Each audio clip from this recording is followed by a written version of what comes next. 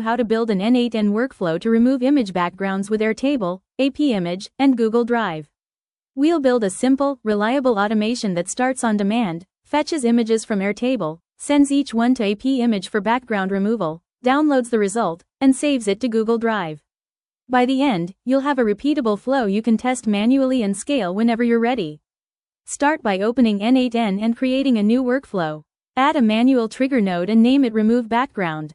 This trigger is perfect for testing because it lets you run the workflow on command without waiting for schedules or webhooks. Next, add an Airtable node and call it Get a Record. Connect it to Remove Background.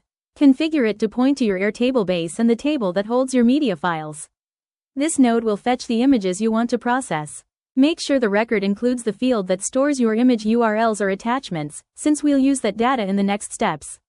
Add a code node named Code and connect it to Get a Record. Paste your code that extracts the image URLs and any relevant metadata from the Airtable response.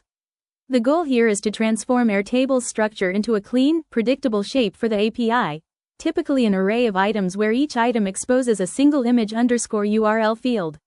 Confirm the output contains the exact field name you'll use later. Now add a split-out node called SplitOut and connect it to code. Set the field to split to original thumbnail URL, or whatever field name your code node produced.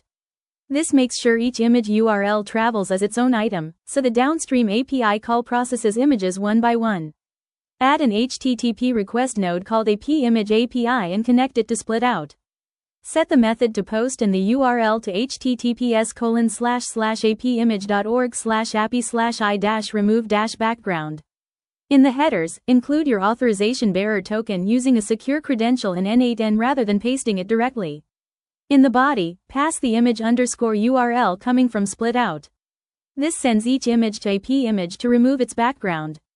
Add another HTTP request node named Download and connect it to APimage API. Configure it to request the processed image file returned by APimage. Ensure the response is handled as binary so it's ready for storage. Finally, add a Google Drive node called Upload File and connect it to Download. Choose your drive and target folder, and set the input to the binary data from the download node. This saves the final background-free image to your drive. To recap: manual trigger, fetch Airtable images, prepare and split URLs, send to APimage, download, and upload to drive. Only the APimage API call and the download step are essential. The other nodes make batch processing and storage seamless.